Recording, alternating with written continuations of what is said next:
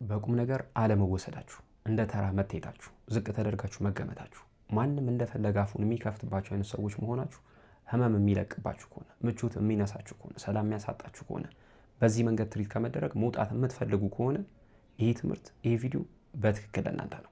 ስለዚህ ከሰዎች የሚገባችሁን አይነት ክብር ማግኘት የምትፈልጉ ከሆነ በዛሬው ትምህርታችን የምንመለከታቸውን 5 ነገሮች አፕላይ ልታደርጉ ይገባል። እነዚህን 5 ነገሮች መተግበር ስትችሉ፣ ህይወታችሁ ላይ ማምጣትና ማውረድ ስትችሉ በሚገርም ፍጥነት ከሰዎች የሚገባችሁን አይነት አክብሮት ማግኘት ትችላላችሁ።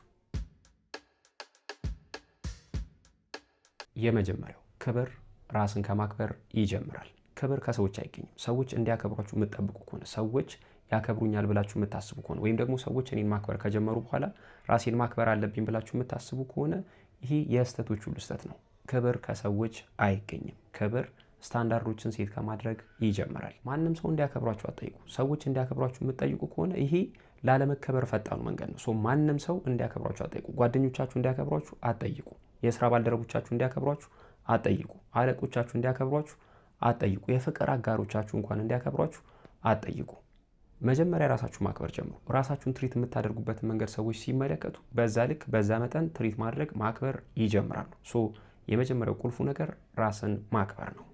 ሌላው እዚህ ጋር በደንብ ልታውቁት የሚገባው ነገር ራስን ማክበር ራስ ወዳድነት አይደለም። ይሄ ልታውቁ ይገባል። ሰዎች ትሪት እንዲያደርጓችሁ የምትፈልጉበትን መንገድ ሴት ማድረግ፣ የምትደራደሩባቸውን ነው የማትደራደሩባቸውን ነገሮች ማስቀመጥ፣ ገደቦችን ማበጀት ራስ ወዳድነት አይደለም። እንደውም ይሄ ለራስ ሊደረግ የሚችል መልካምነት ነው።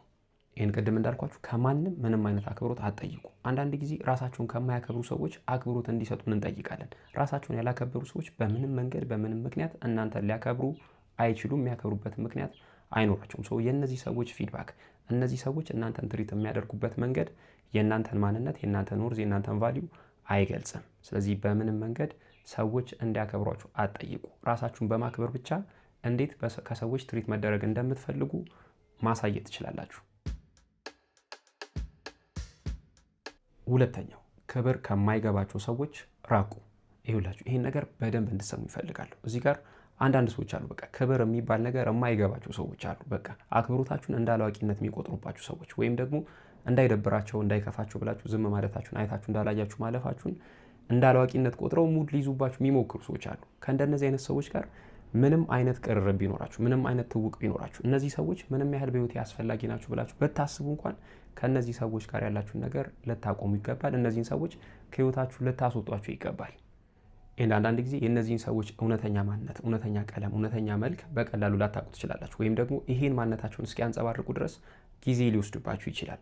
እነዚህ ሰዎች በትክክል አክብሮት የማይወዱ ወይም ደግሞ ክብር የማይወድላቸው፣ ክብር የማይገባቸው አይነት ሰዎች መሆናቸውን ቶሎ ማወቅ የምትፈልጉ ከሆነ እነዚህን 2 ጥያቄዎች ራሳችሁን ጠይቁ። የመጀመሪያው ከእነዚህ ሰዎች ጋር ስትሆኑ የሚኖራችሁ ማንነት ትወዱታላችሁ ወይ? ወይም ደግሞ ራሳችሁን ሆናችሁ እነዚህን ሰዎች መቅረብ ትችላላችሁ ወይ? ይሄ የመጀመሪያው ነው። ሁለተኛው እነዚህ ሰዎች በህይወታችሁ አንድ ደረጃ ወደፊት ፈቀቅ እንድትሉ፣ ራመድ እንድትሉ፣ እልፍ እንድትሉ ቻሌንጅ ያደርጓችኋል ወይ? ይሄን ነገር ጠይቁ። ለእነዚህ ጥያቄዎች የምትሰጡት ምላሽ አይ በፍጹም በጭራሽ ምናምን የሚል ከሆነ እነዚህን ሰዎች ከህይወታችሁ ልታስወጧቸው ይገባል። እዚህ ጋር ከክላይንቶቼ ጋር ስንነጋገር አንዳንድ የሚነግሩኝ ነገሮች አሉ። ለምሳሌ ሴቶች ይመጡና ጓደኛዬ ቺት አድርጎብኛል፣ ግን ከዛ በኋላ እንደዚህ ብሎኛል ይላሉ። እንዴ ከዛ በኋላ ምንም ሊል ይችላል እኮ። ወንዶች አሉ ፍቅረኛዬ ቺት አድርጋብኛለች፣ ግን ከዛ በኋላ እንደዚህ ብላኛለች። ከዛ በኋላ ምንም ልትል ትችላለች። በቃ ሰበብ ላታቀርብ ነው እንዴ ታዲያ ቺት አድርጋ። እዚህ ጋር ሰበብ ማቅረባችሁን ወይም ደግሞ ቺት ካደረጉ በኋላ የሆነ ነገር ማለታቸውን እንደ ኤክስኪውዝ የምትጠቀሙ ሰዎች እረፉ። እነዚህ ሰዎች ቺት ሲያደርጉ እናንተ ላይ ሲሄዱ ፕላን አድርገው አስበውበት አቅደውና በጣም ጊዜ ወስደው ነው።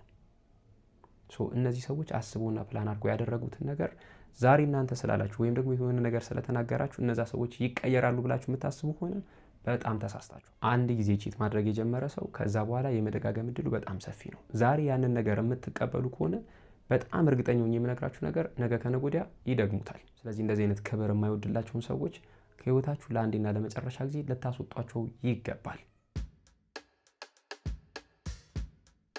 ሶስተኛው ራስን ማክበር ስሜት ሳይሆን ሲስተም ነው። ይህን በሚገባ ልታውቁ ይገባል። ይሄ ቅድም እንዳልኳችሁ ነው። ከሰዎች አክብሮት ልታገኙ አትችሉም። ወይም ደግሞ አክብሮት ከሰዎች በግድ የምትቀበሉት ነገር አለ። ራሳችሁ የምታስቀምጡት፣ ራሳችሁ ሴት የምታደርጉት፣ ራሳችሁ የምትዘረጉት ነገር ነው። ራሳችሁ የምትዘረጉት ነገር ከሆነ ደግሞ ያ ነገር ሲስተም ነው ማለት ነው። ሲስተም እንዴት መዘርጋት ይቻላል? የመጀመሪያው ቃልን በመጠበቅ ለራሳችሁ የገባችሁትን ቃል በማክበር በመጠበቅ አደርጓለሁ ያላችሁትን ነገር በማድረግ ወይም ደግሞ ያንን ነገር ለማድረግ በመትጋት ይገለጻል። ሰዎች የሆነ ነገር ቃል ገብተውላችሁ ያን ነገር ካላደረጉላችሁ እነዛን ሰዎች ልትወቅሷችሁ። ምክንያቱም መጀመሪያውንም እናንተ ለራሳችሁ የገባችሁትን ቃል የምትተገብሩ ሰዎች አይደላችሁማ። ለራሳችሁ የገባችሁትን ቃል መተግበር የማትችሉ ሰዎች ቃል ገብተውልኝ አላደረጉም ብላችሁ ሰዎችን መውቀስ አትችሉም። ስለዚህ የመጀመሪያው ነገር ለራስ የገባችሁትን ቃል ማክበር፣ መጠበቅ ወይም ደግሞ መፈጸም ነው። ሁለተኛው ለእድገታችሁ ከማይሆኑ አካባቢዎችና ሰዎች መራቅ ነው። የሚጠጡ ሰዎች በዙሪያችሁ ካሉ፣ የሚያጨሱ ሰዎች በዙሪያችሁ ካሉ፣ የሚቅሙ ሰዎች በዙሪያችሁ ካሉ፣ የሚሰርቁ ሰዎች በዙሪያችሁ ካሉ፣ ቺት የሚያደርጉ ሰዎች በዙሪያችሁ ካሉ፣ ሐሜተኛ፣ ምቀኛ፣ ሸረኛ የሚባሉ አይነት ሰዎች በዙሪያችሁ ካሉ ከነዚህ ሰዎች ጋር ያላችሁን ኮሚኒኬሽን ወይም ደግሞ ኮንታክት ልትበጥሱት ይገባል። እነዚህን ሰዎች እየዞራችሁ አንድ ባንድ ይሄን ነገር ተው ይሄን ነገር ተይ ማለት አይቻልም፣ ከባድ ነው። ወይም ደግሞ እንደዛ በማለት እነዛን ሰዎች ልታስቀይሯቸው አትችሉ። ልታደርጉት የምትችለው ብቸኛው ነገር ራሳችሁን ከዛ ሲስተም፣ ከዛ ሁኔታ፣ ከዛ አካባቢ ማራቅ ነው፣ መቁረጥ ነው። ከነዛ ሰዎች ጋር ያላችሁን ግንኙነት መበጠስ መቻል ነው። መሆን የምትፈልጉትን ማንነት እያዳበራችሁ እንዳልሆነ ከተሰማችሁ ወይም ደግሞ ያላችሁበት አካባቢ መሆን የምትፈልጉትን ነገር እንድትሆኑ እየገፋፋችሁ እንዳልሆነ ከተሰማችሁ በፍጥነት ራሳችሁን ከዛ ዞር ልታደርጉ ይገባል። ለራሳችሁ ያላችሁ አክብሮት እንዲወርድ የሚያደርጉ አይነት ሁኔታዎች ውስጥ ካሉ ከዛ ሁኔታ፣ ከዛ አካባቢ በፍጥነት ራሳችሁን ዞር ልታደርጉ ይገባል። ሁለተኛው ሲስተም የሚዘረጋው በዚህ መንገድ ነው። ሶስተኛው ምቾትን በምንም ተአምር ከክብራችሁ አታስበልጡ። ሆዳችሁን እየሞሉ ወይም ደግሞ ኪሳችሁን እየሞሉ ክብራችሁን የሚነኩ ሰዎች ያሉበት አካባቢ ላይ በፍጹም አትቆዩ። እንደዚህ አይነት ሁኔታዎችን አትምረጡ። በቃ ምቾትን በምንም ተአምር ከክብራችሁ አታስበልጡ። አራተኛው ያለማክበራቸውን መዘዝ አሳዩአቸው። ይኸውላችሁ እዚህ ጋር ቀደም እንዳልኳችሁ ነው። አክብሩኝ ብሎ መጮህ፣ አክብሩኝ ብሎ መጠየቅ ትርጉም የለውም። ያለማክበራቸው የሚያስከትለውን መዘዝ ልታሳያቸው ይገባል። ወይም ደግሞ እናንተን ዲስሪስፔክት ማድረጋቸው የሚያስከትለውን ኮንሲኩዌንስ ልታሳያቸው ይገባል። እዚህ ጋር ቀደም ያነሳሁትን የቺቲንግ ምሳሌ እንደገና ላንሳው። የፍቅር አጋሮቻችሁ በተለያዩ ምክንያቶች ቺት ቢያደርጉባችሁ ከዛ በኋላ እነዛን ሰዎች ከዚህ በኋላ ብታደርገው፣ ከዚህ በኋላ ብታደርጊው፣ ከዚህ በኋላ ብትደግመው፣ ከዚህ በኋላ ብትደግሚው ምናምን ብላችሁ ብትሉ አመናችሁም አላመናችሁ ከሆነ ጊዜ በኋላ ትደግመዋለች፣ ይደግመዋል። አትጠራጠሩ ይሄን ነገር።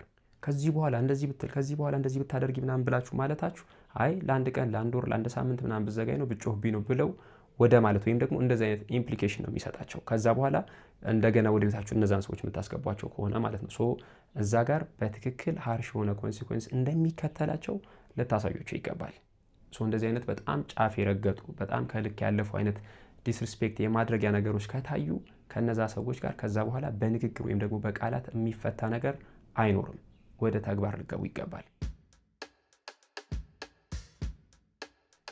አምስተኛውና የመጨረሻው ከሰዎች ተገቢውን ሪስፔክት የሚያስገኝልን ተገቢውን አክብሮት የሚያስገኝልን ነገር ስሜታችን መቆጣጠር መቻል ነው። በዚህ ዓለም ላይ በጣም ፓወርፉል የሚባለው ሰው ስሜቱን መቆጣጠር የሚችል ሰው ነው። ስሜትን መቆጣጠርና በእርጋታ መወሰን መቻል፣ አለመሳደብ፣ አለመጮህ፣ ስም አለማጥፋት፣ እንደነዚህ አይነት ነገሮችን ማድረግ መቻል ራስን የማክበር ትልቁ መገለጫ ነው። ኤንድ ከሰዎችም ሪስፔክት የሚያስገኝልን አክብሮት የሚያስገኝልን በጣም ወሳኙ ነገር ነው። ስሜቱን የሚቆጣጠር ሰው በየትኛውም አይነት ሁኔታ ውስጥ የሚገባውን አክብሮት እርን ማድረግ ይችላል።